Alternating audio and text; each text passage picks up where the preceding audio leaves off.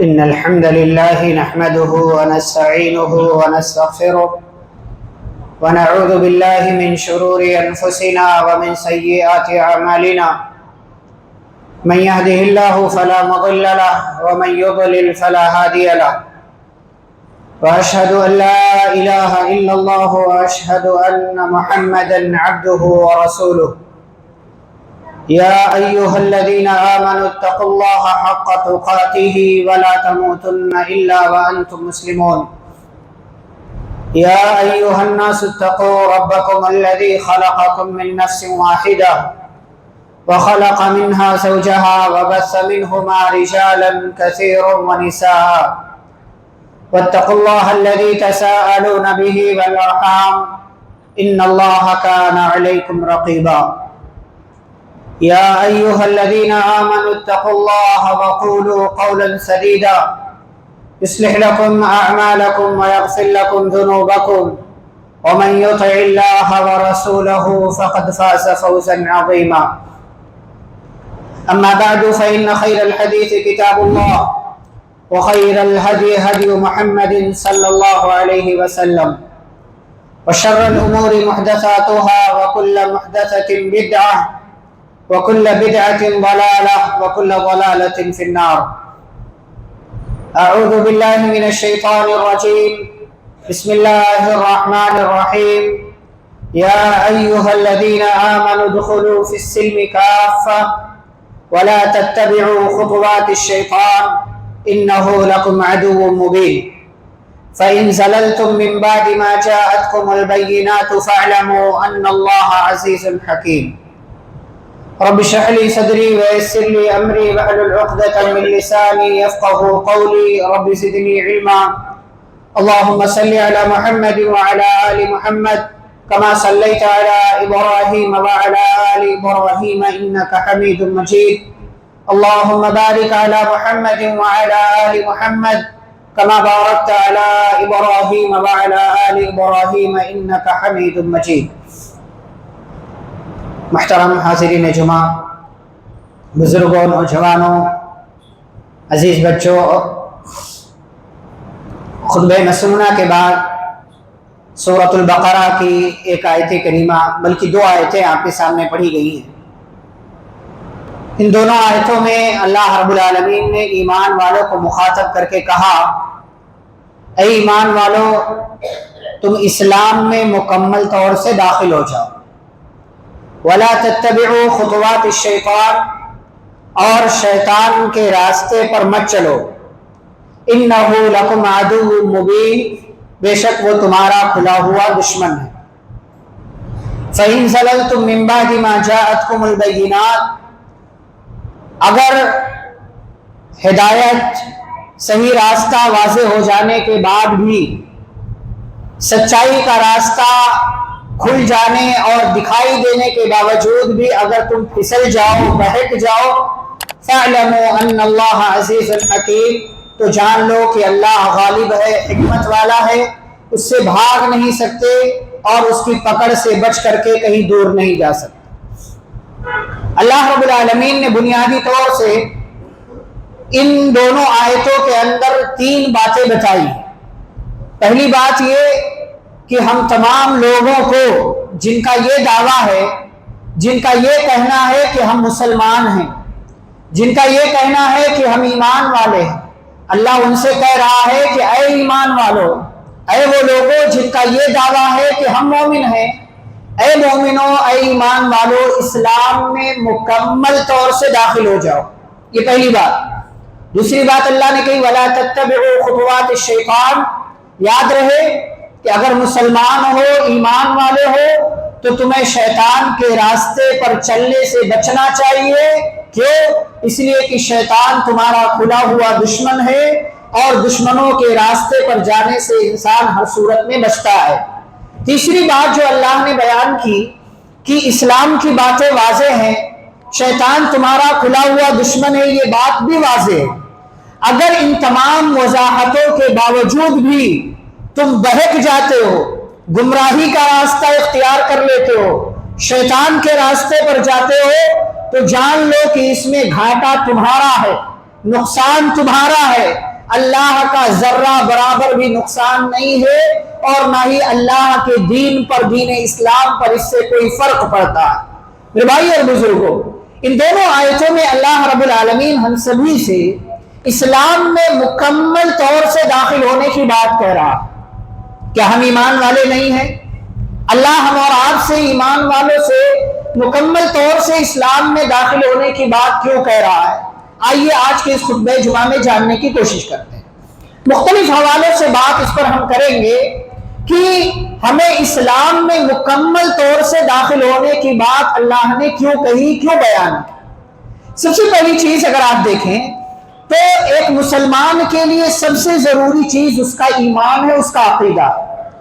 آج آپ مسلمانوں کی جماعت اٹھا کر کے دیکھیں کہ جن کا یہ دعویٰ ہے کہ وہ مسلمان ہیں، ان میں سے اکثر لوگ صحیح اسلام پر نہیں ہیں، صحیح ایمان ان کے پاس نہیں ہے، صحیح عقیدہ ان کے پاس نہیں ہے، اور وہ اللہ کو چھوڑ کر کے کسی اور کو بھی مانتے ہیں، کسی اور کی بھی عبادت کرتے ہیں، کسی اور کے سامنے بھی جھکتے ہیں۔ اسی لیے اللہ نے کہا سورہ یوسف میں وَمَا يُؤْمِنُ أَكْثَرُهُمْ بِاللَّهِ إِلَّا وَهُمْ مُشْرِكُونَ کہ مومنوں میں سے، مسلمانوں میں سے اکثر لوگ، زیادہ تر لوگ مشرک ہیں، شرک کرنے والے۔ یعنی ایک طرف ان کا دعویٰ ہے کہ وہ ایمان والے، ایک طرف وہ یہ کہتے ہیں کہ وہ مسلمان ہیں، لیکن دوسری طرف وہ شرک بھی کرتے ہیں۔ اس لیے اللہ رب العالمین مسلمانوں کو مخاطب کر کے کہہ رہا ہے کہ اے ایمان والو، اسلام میں مکمل طور سے داخل ہو جاؤ، اور سب سے پہلی چیز تمہیں کیا دیکھنا ہے؟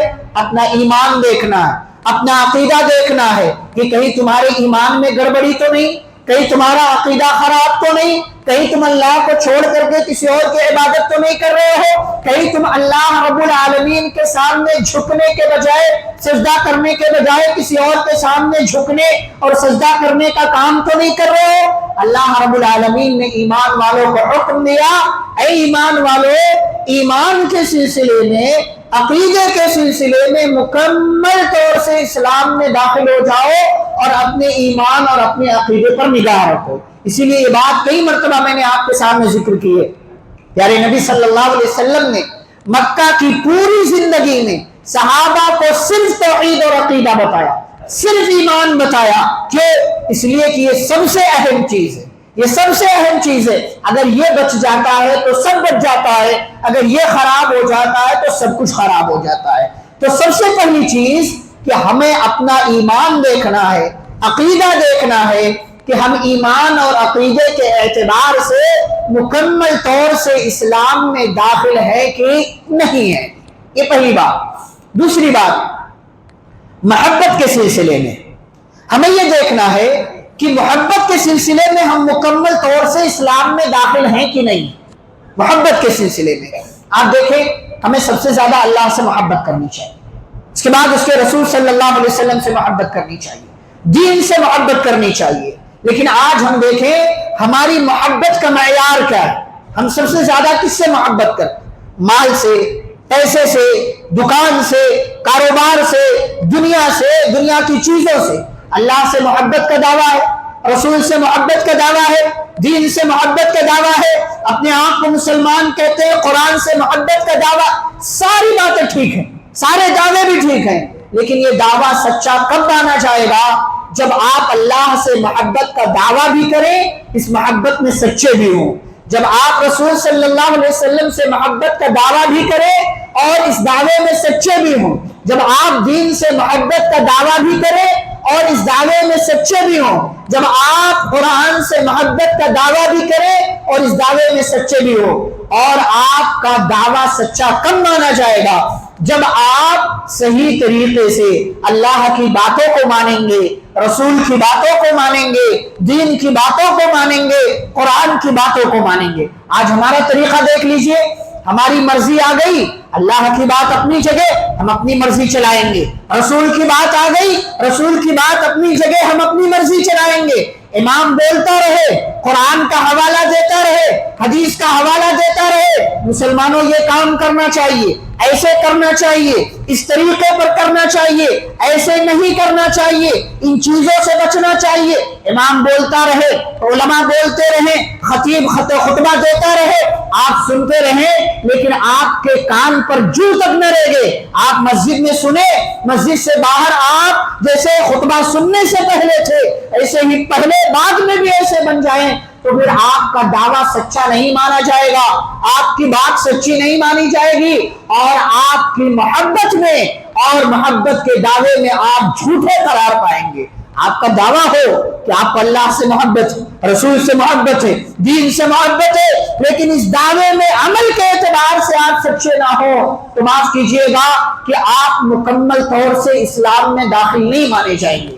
چاہے آپ چہرے مہرے کا معاملہ ہو، کاروبار کا معاملہ ہو، چاہے گھریلو زندگی کا معاملہ ہو، چاہے آپ کی اپنی نجی پرسنل لائف کا معاملہ ہو، چاہے لوگوں سے معاملات کا کسی بھی طرح کی بات ہو، کسی بھی طرح کی بات، ہر جگہ یہ دیکھا جائے گا کہ آپ عمل کرنے کے سلسلے میں کس کی بات کو لیتے ہیں، اپنی مرضی چلاتے ہیں یا اللہ کی مرضی چلاتے ہیں، اللہ کی محبت اوپر رکھتے ہیں یا نبی کی محبت کو اوپر رکھتے ہیں، یا اپنی محبت کو اپنی مرضی کو اوپر رکھتے ہیں۔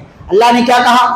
قل ان کان آباؤکم وابناؤکم واخوانکم وازواجکم وعشیرتکم واموال اقترفتموها وتجارۃ تخشون کسادها ومساکن ترضونها، 8 چیزوں کا اللہ نے نام لیا، کہا ان 8 چیزوں کی محبت کون کون سی 8 چیزیں ہیں؟ نمبر 1 ماں باپ، نمبر 2 اولاد بیٹا بیٹی، نمبر 3 شوہر بیوی، نمبر 4 بھائی بہن، نمبر 5 رشتہ دار، نمبر 6 مال، نمبر 7 بلڈنگیں گھر مکان، اور نمبر 8 آپ کی تجارت، آپ کی دکان اور آپ کا کاروبار۔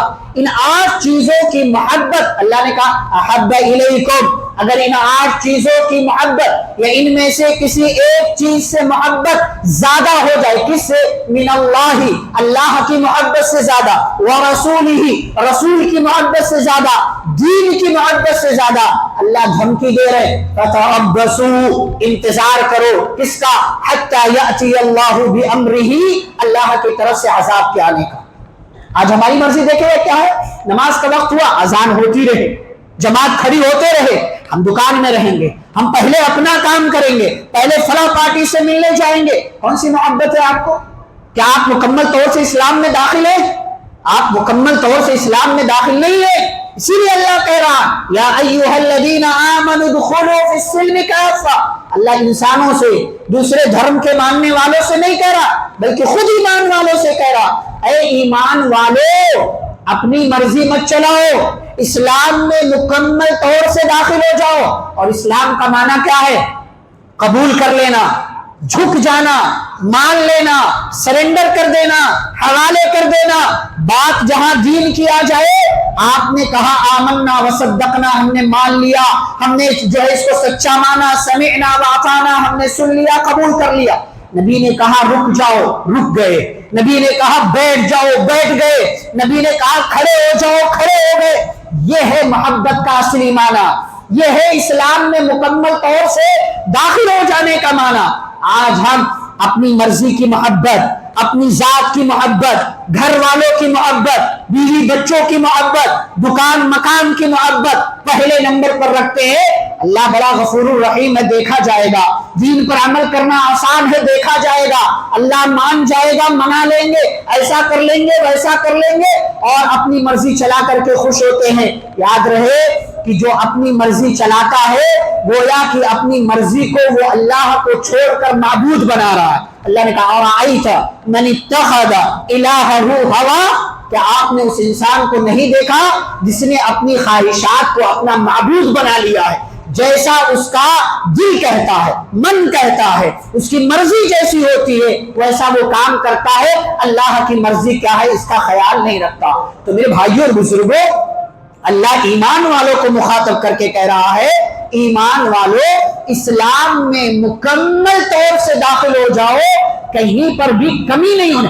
ہاں کبھی کوئی غلطی ہو گئی، کوئی گناہ ہو گیا انسان ہونے کے ناطے ٹھیک ہے یہ ہونا ہی ہے، لیکن آپ جان بوجھ کر کے وہ کام کریں جو اسلام نہیں کہتا، آپ وہ کام کریں جس کی اجازت آپ کو نہیں ہے، جھوٹائی کے ساتھ اسی کام پر جائیں۔ آپ کو پتا چل گیا اذان ہو چکی ہے، آپ کو معلوم ہے نماز کا وقت ہو گیا ہے، اس کے باوجود آپ اپنا کوئی کام نکال لیں، کسی اور طرح کی کوئی حرکت کر جائیں، تو ایسی صورت میں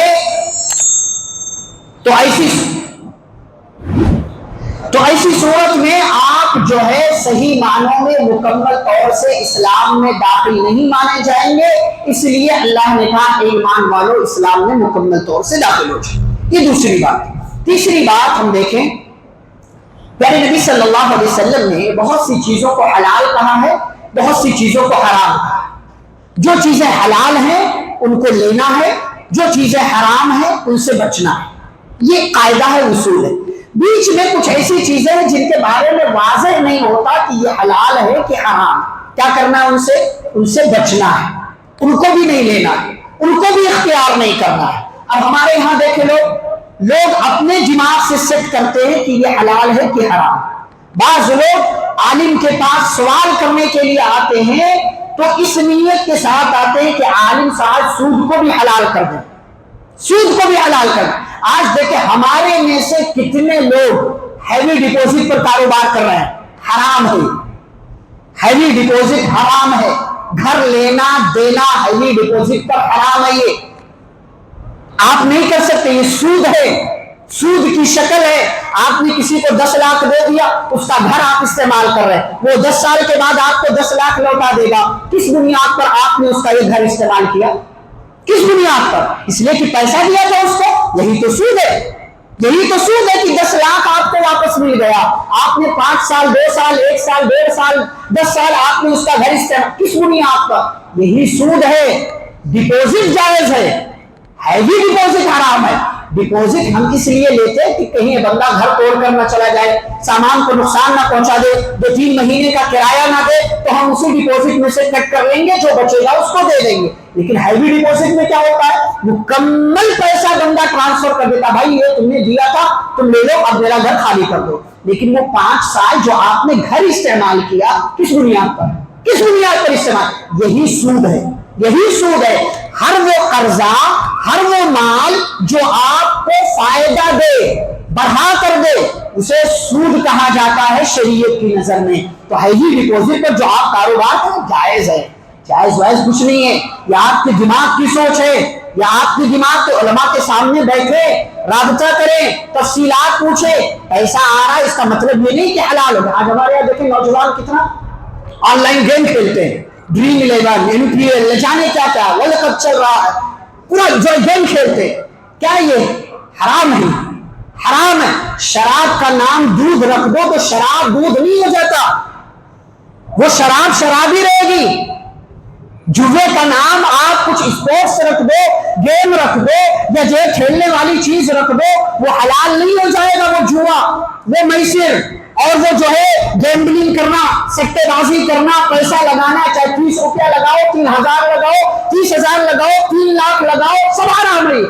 آج ہمارا نوجوان کھیل رہا بڑی آسانی سے، تو وہ ٹرین میں بیٹھو، یہاں جاؤ وہاں جاؤ، بس میں اور کوئی جو ٹیم بنا رہا، سلیکٹ کر رہا ہے، پیسے کما رہا، پیسے لگا رہا، آج نہیں آئے گا، کل نہیں آئے، 30 روپیہ تو جا رہا، 85 تو جا رہا، 100 تو جا رہا ہے۔ حکومت نے اس کو بین نہیں کیا، حکومت اس کو سٹا نہیں کہتی، حکومت اس کو جوا نہیں کہتی، تو بھائی حکومت کیا کہتی ہے؟ وہ اپنے فائدے کا کام کرتی ہے، وہ اپنے خود وہ گیم والا، ایپ والا، خود وہ جوے والا آپ کو یہ دکھاتا ہے اس کی عادت لگ سکتی ہے، ہوشیاری سے کھیلے، دماغ لگا کر کے کھیلیں، سترک رہیں، ایڈکشن نہ ہو جائے، عادت نہ ہو جائے۔ اور آپ یہ سمجھتے ہیں کہ شراب کو دودھ بنا کر کے پیش کر رہا ہے، دودھ پی لو، اور لوگوں کو یہ لگے گا دودھ پیا ہے، شراب نہیں پیا، میرا کام بھی بن جائے گا، پیسہ بھی آ جائے گا۔ حرام ہے، حرام ہے۔ اس کی تمام تر شکلیں جو آج کل رائج ہے نا، یہ آپ کو الو بنانے کا کاروبار، اور کمپنیاں جانتی ہیں کہ اسلام یہ سود کو حرام کہتا ہے۔ مسلمان سود نہ لیتا ہے، نہ دیتا ہے، نہ کھاتا ہے، نہ کاروبار کرتا ہے، اسی لیے جھانسے میں آپ کو ڈالتے۔ اور موبائل لینے کے لیے آج ہمارے دیکھو کمائی نہیں ہے، لیکن 1.5 لاکھ کا آئی فون لے کر کے چل رہے لوگ، کیوں؟ وہ انسٹالمنٹ پہ لیا ہے، 2 سال میں بھرنا ہے، 1.5 سال میں بھرنا ہے، 3 سال میں بھرنا ہے، 0%، زیرو بجاج جو ہے پتہ نہیں کیا کیا اس کا نام رکھ دیا گیا، زیرو وہ کچھ نہیں ہوتا، یہ زیرو وہ کچھ نہیں ہوتا، آپ کو الو بنانے کا کاروبار ہے، یہ آپ کو بیوقوف بنا، آپ اس کے اندر اس کی تہ میں جائیں، آپ کو اندازہ ہوگا کہ یہ زیرو ہے یا ہیرو ہے، وہ اپنا کام کر رہی ہیں، دکان والے اور بینک والے اور کمپنی والے یہ اپنا کاروبار چمکا رہے اور آپ کو زیرو لگا کر کے دے رہے، زیرو، ہاں آپ کو خوش ہو گئے، نہیں بڑا اچھا ہے، زیادہ پیسہ نہیں ہے، اندر کیا چل رہا ہے، آپ کہیں سود والی چیز میں اس سورس میں شامل تو نہیں ہو گئے، اس کو دیکھنا چاہیے بھائی، آپ کی جو ضرورت ہے، آپ کی جو پاکٹ ہے، آپ کی جو سیلری ہے، آپ کی جو انکم ہے، اس کے حساب سے آپ اپنی چیزیں جو ہے خریدیں، اس کے حساب سے استعمال کریں، یہ کیا کہ آپ کی تنخواہ 50,000 ہے اور آپ 1.5 لاکھ والا، 1,20,000 والا، 1 لاکھ والا فون لے کر کے چل رہے، لوگوں میں بھاؤ بنے گا، لوگ بڑا آدمی سمجھیں گے، یہ اسٹیٹس اونچا کرنے کے چکر میں حرام تو مت استعمال کرو، حرام کی بخشش نہیں، آپ کا اسٹیٹس اونچا ہو جائے گا، دنیا والوں آئی فون 15 پرو میکس یوز کر رہا، لیکن اللہ کی نظر میں آپ کا یہ حرام کھانے والا بندہ تھا، ایک پیسے کا آپ کو حساب دینا اللہ کے سامنے، ایک پیسے کا، یہاں اسٹیٹس بن گیا، لوگ خوش ہو گئے اور دوست لوگ بولیں گے پارٹی دو، یہ کرو وہ کرو، سب کچھ آپ کریں گے، لیکن اللہ کی نظر میں آپ کا کون سا اسٹیٹس بن رہا؟ تو حلال دیکھ لو لے لو، حرام دیکھ لو لے لو۔ مرتبہ کیا ہوا، ایک صحابی آئے پیارے نبی صلی اللہ علیہ وسلم کے پاس، کہنے لگے اللہ کے نبی، میں گوشت کھاتا ہوں تو مجھ پر جنسی خواہشات کا غلبہ ہو جاتا، یعنی میری جنسی خواہشات جو بے قابو ہو جاتی ہے، اس لیے آج سے میں گوشت نہیں کھاؤں گا، میں گوشت کو اپنے اوپر حرام کرتا ہوں۔ اللہ نے کیا کہا، یا ایھا الذین آمنوا لا تحرموا طیبات ما احل اللہ لکم، اے ایمان والو، جس چیز کو اللہ نے تمہارے لیے حلال کیا ہے اس کو اپنے اوپر حرام کیوں کرتے ہو؟ اس کا اختیار تم کو کہاں ہے؟ اس کا اختیار تم بھائی ٹھیک ہے، آپ کی مرضی نہیں ہے، آپ کو کوئی مسئلہ ہے کھانے میں، آپ کو پسند نہیں ہے، یا آپ کو الرجی ہے، آپ بیمار ہو جاتے ہیں، آپ کے جسم کے ساتھ کوئی مسئلہ ہو جاتا ہے، نہ کھائیں آپ، لیکن یہ کیا کہ اللہ نے اس کو حلال کیا، آپ حرام کر لیں، یہ جائز نہیں ہے آپ کے لیے۔ ایک مرتبہ پیارے نبی صلی اللہ علیہ وسلم نے ایک وجہ سے شہد کو اپنے اوپر حرام کر لیا، شہد کو اپنے اوپر حرام کر لیا۔ اللہ نے پارہ نمبر 28 سورۃ التحریم میں کہا، نبی کو ڈانٹا، نبی صلی اللہ علیہ وسلم کو اللہ نے ڈانٹا، یا ایھا النبی لم تحرم ما احل اللہ لک تبتغی مرضات ازواجک، اے نبی آپ اس چیز کو حرام کرنے والے ہوتے کون ہیں جس کو اللہ نے آپ کے لیے حلال کیا، تبتغی مرضات ازواجک، اپنی بیویوں کو خوش کرنا چاہتے ہیں، اپنی بیویوں کو خوش کرنے کے لیے آج شہد کو اپنے اوپر حرام کر رہے ہیں، اس کی اتھارٹی آپ کو بھی نہیں ہے، اس کا حق آپ کو بھی نہیں ہے، اور آج کا مسلمان اپنی مرضی سے، علماء بولتے رہے بولے، کتابیں لکھتے رہے لکھیں، پمفلٹ چھاپتے رہے چھاپیں، ویڈیو بناتے رہے بنائیں، ہم وہی کریں گے جو ہماری مرضی کہتی ہے، معاف کیجیے گا آپ مکمل طور سے اسلام میں داخل نہیں مانے جائیں۔ اس لیے اللہ نے کہا، یا ایھا الذین آمنوا ادخلوا فی السلم کافہ، اے ایمان والو اسلام میں مکمل طور سے داخل ہو جاؤ، اور اپنے آپ کو دیکھو کہ کہیں شیطان کے راستے پر تو نہیں جا رہے، اپنے بچوں کو دیکھیں کہیں بچے آپ کے بچے اس طرح کے گیم میں، اس طرح کی جوے بازی میں، سٹے بازی میں ملوث تو نہیں ہے، اپنے بچوں کو دیکھیں، اپنے آپ کو دیکھیں، اور اس طرح کی تمام حرام چیزوں سے اپنے آپ کو بچانے کی کوشش کریں۔ ایک چوتھی چیز یہ ہے شادی بیاہ کے سلسلے، شادی بیاہ کے سلسلے میں بھی ہم اپنی مرضی چلاتے ہیں، اسلام میں مکمل طور سے داخل نہیں۔ آج دیکھیے شادیوں کا سیزن ہے، لوگ گاؤں جائیں گے، شادیاں ہوں گی، گاؤں جانا شروع ہو گیا، شادیاں ہوں گی، مرضی کی شادی، بارات لے جائیں گے، بارات 10 گاڑی 15 گاڑی، بھاؤ، ہماری بڑی پہچان ہے، بڑی پہنچ ہے، یہ خالی بھکڑ لوگ ہوتے ہیں بمبئی کی زبان، یہ خالی کھانے کے لیے جاتے ہیں، کھائیں گے فوراً نکلیں گے، کس لیے جاتے ہیں؟ دلہے کو کوئی مارنے والا ہے وہاں پہ، دلہے کو کوئی مارنے والا ہے، کس لیے جاتے ہیں؟ کس نے یہ تصور دیا؟ یہ آپ کی مرضی ہے، یہ آپ کے بھیجے اور دماغ کی خرافات ہے۔ 150 200 400 لوگ لے کر کے جاتے ہیں، 400 تف ہے تمہاری عقل پر اور اس سے زیادہ تف ہے، افسوس ہے ایسے لوگوں پر جو ایک وقت کا کھانا کھانے کے لیے کسی بیٹی کے باپ پر بوجھ بن کر کے جاتے۔ کس نے کس دین نے آپ کو سکھایا، کس رسول نے آپ کو سکھایا کہ کسی بیٹی کے باپ کے لیے آپ بوجھ بنے، چاہے وہ کتنا بھی ایماندار کیوں نہ؟ یہ شریعت آپ کو اجازت نہیں دیتی کہ آپ 400 لوگ، بھائی وہ اپنی مرضی سے اپنے گاؤں والوں کو کھلانا چاہ رہا کھلا دے، خوشی کی بات ہے۔ وہ اپنی مرضی سے رشتہ داروں کو کھلا دے، خوشی کی بات ہے۔ آپ کے گھر سے 2-4 لوگ 10 لوگ چلے جائیں، کھلا دے، خوشی کی بات ہے۔ لیکن یہ کہاں آپ کو شریعت نے اجازت دی کہ جھوا بھر لوگ، گاؤں بھر کے لوگ آپ گاڑیوں میں ٹھوس کر بھر کے بسیں بک کر کے اور بلیرو اور جو ہے اسکارپیو بک کر کے آپ جو ہے لے کر کے جائے، تماشا بنائے اور راستہ بھر بلاک کریں، یہ کریں وہ کریں؟ کس شریعت نے آپ کو اجازت دی؟ کون سا دین آپ سے یہ کام کرنے کے لیے کہتا ہے؟ کون سا دین؟ شریعت تو کہتی ہے بھائی بچے کو، گھر والوں کو، لڑکے کے گھر والوں کو، لڑکے کو کہ ولیمہ کرو، دھوم دھام سے ولیمہ کرو، اپنی استطاعت کے مطابق ولیمہ کرو۔ لیکن یہاں پر بھی لوگ غلطی کرتے ہیں، ولیمہ کرتے ہیں، بعض لوگ قرضہ لے کر کے کرتے ہیں، بعض لوگ قرضہ لیتے ہیں، استطاعت نہیں ہے لیکن چونکہ 100 لوگوں کا کھایا ہے تو 100 لوگوں کو کھلانا ہے۔ 100 لوگ، بھائی شریعت یہ کہاں کہتی ہے کہ جس کا کھایا ہے اس کو کھلانا ہے؟ یہ کہاں کہتی ہے شریعت؟ شریعت یہ کہتی ہے آپ کی طاقت، آپ کی جیب جتنی اجازت دیتی ہے اتنا۔ عبد الرحمن بن عوف رضی اللہ عنہ کو نبی صلی اللہ علیہ وسلم، مالدار صحابی، کہا اولی ولو بشاۃ، کہ عبد الرحمن ولیمہ کرو چاہے ایک بکری ہی صحیح کیوں نہ ہو۔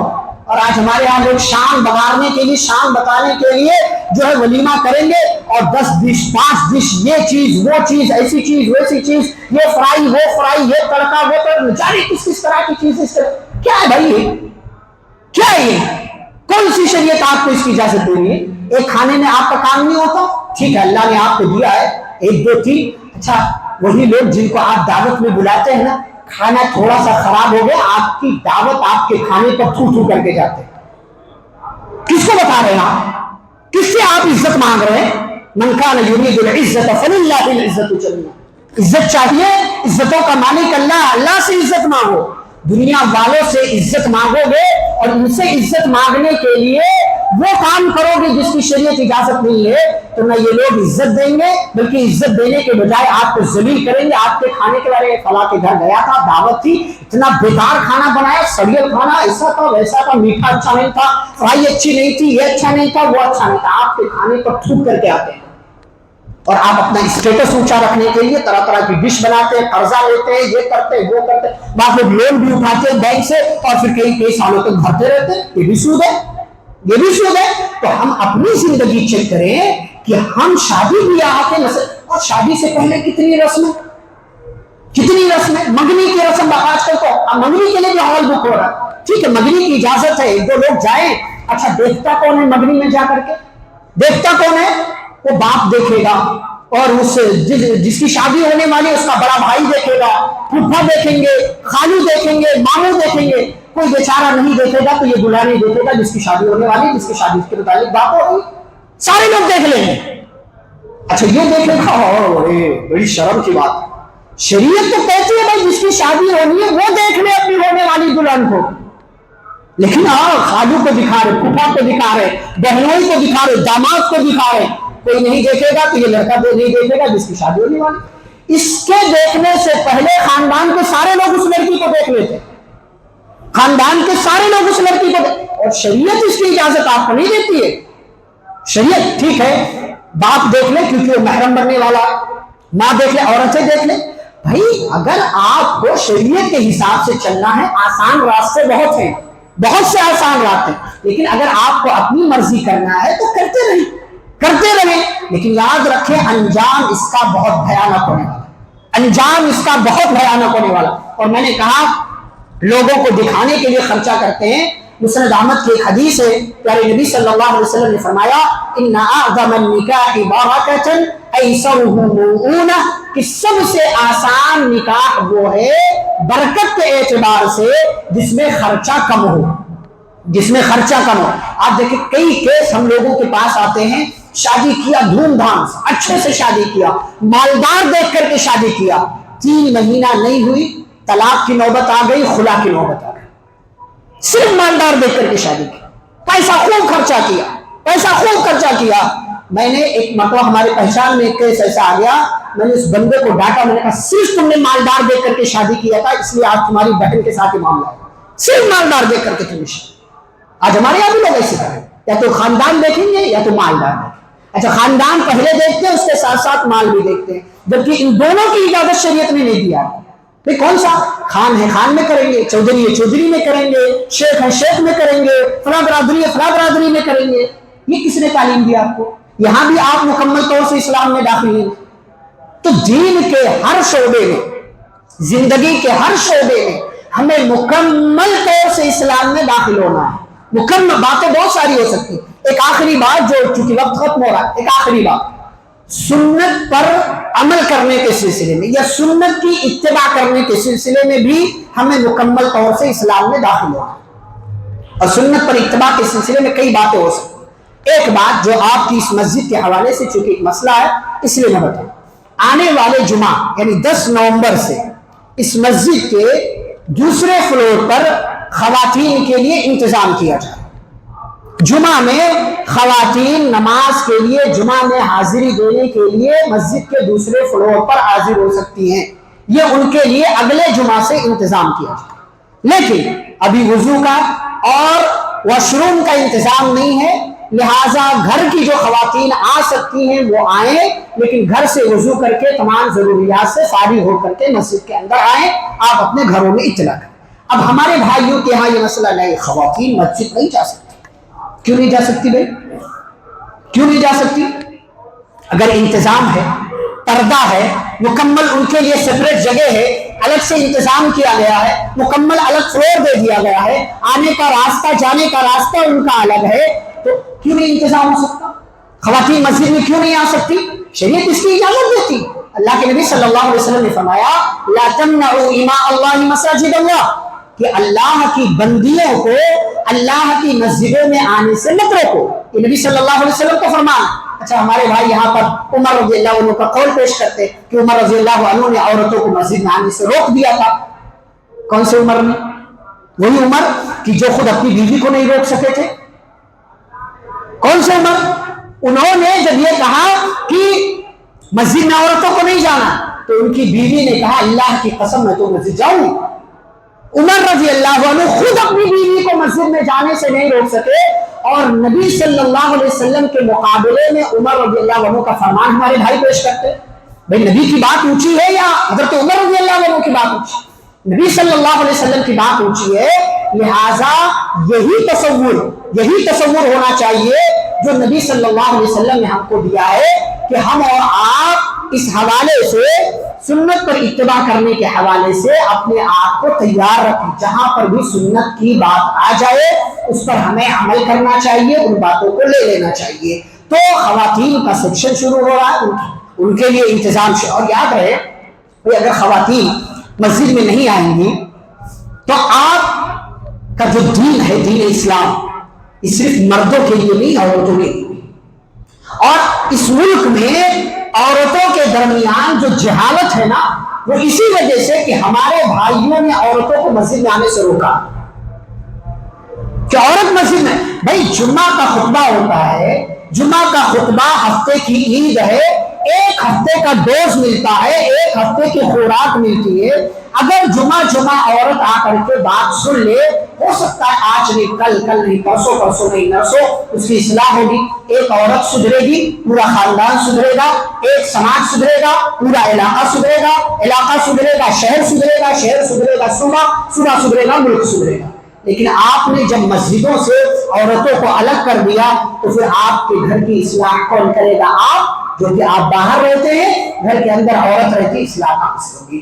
تو زندگی کے تمام تر شعبے میں ہمیں اسلام پر چلنا ہے, اسلام میں مکمل طور سے داخل ہونا ہے, اللہ کی بات کو لینا ہے, رسول صلی اللہ علیہ وسلم کی بات کو لینا ہے. اسی اعلان میں نے یہ بات جوڑ کر کے آپ کے سامنے رکھ دی. کہ عورتوں کے لیے آئندہ جمعہ سے جو ہے شروع ہو رہا ہے جمعہ کے لیے آ سکتے ہیں. گھر کی خواتین کو آپ بتائیں، لیکن وضو وغیرہ سے فارغ ہو کر کے ہی وہ مسجد میں تشریف لائے، چونکہ ابھی یہاں انتظام نہیں ہے. انتظام جب ہو جائے گا تو وضو وغیرہ کے لیے تو آ سکتی ہیں، اور بعد میں انشاءاللہ مزید اس میں اور آسانیاں ہوں گی ذمہ داروں کی طرف سے، اور آپ سب کا تعاون رہا تو انشاءاللہ. کل کو یہ مسجد کچھ اور تھی، آج الحمدللہ اس کی شکل کچھ اور ہے، کل کو اس کی شکل انشاءاللہ اور بدلے گی. آپ سب کا تعاون رہا، اللہ کا فضل رہے گا، اس مسجد میں اور ساری سہولیات ہوں گی، آپ کے لیے آسانیاں ہوں گی، آپ کے بچوں کے لیے، آپ کے عورتوں کے لیے، گھر کی خواتین کے لیے آسانیاں ہوں گی. اللہ رب العالمین سے دعا ہے اللہ ہم سبھی کو اسلام میں مکمل طور سے داخل ہونے کی توفیق عطا فرمائے. اللہ ہم سبھی کو قرآن و حدیث کی باتوں کو پڑھنے، سننے، سمجھنے، ان پر عمل کرنے اور ان باتوں کو دوسروں تک پہنچانے کی توفیق دے. اللہ ہم سبھی کو اپنی مرضی کے بجائے قرآن و حدیث کی تعلیمات کی روشنی میں زندگی گزارنے کی توفیق دے. اللہ ہمارے درمیان جو بیمار ہیں انہیں شفاء کاملہ عاجلہ عطا فرمائے. جہاں کہیں مسلمان پریشان حال ہیں اللہ ان کی پریشانیوں کو، ان کی تکلیفوں کو دور کرے. جہاں کہیں مسلمان مظلوم ہیں اللہ ان مظلوموں کی مدد فرمائے. اللہ ہم سب کو اس ملک کے اندر امن و شانتی کے ساتھ زندگی گزارنے کی توفیق عطا فرمائے، اور ہمارے ملک کے امن و سلامتی کو اللہ برقرار رکھے. ناسمجھوں کو اللہ رب العالمین سمجھ عطا فرمائے، کم ظرفوں کو اللہ ظرف والا بنائے، ظالموں کو اللہ سمجھ دے اور ظالموں کی اللہ گرفت کرے، مظلوموں کی مدد فرمائے. اللہ جب تک ہم سبھی کو دنیا میں زندہ رکھے، اسلام اور ایمان پر زندہ رکھے. خاتمہ تو خاتمہ بالخیر ہو. وصلی اللہ تعالی علی نبینا محمد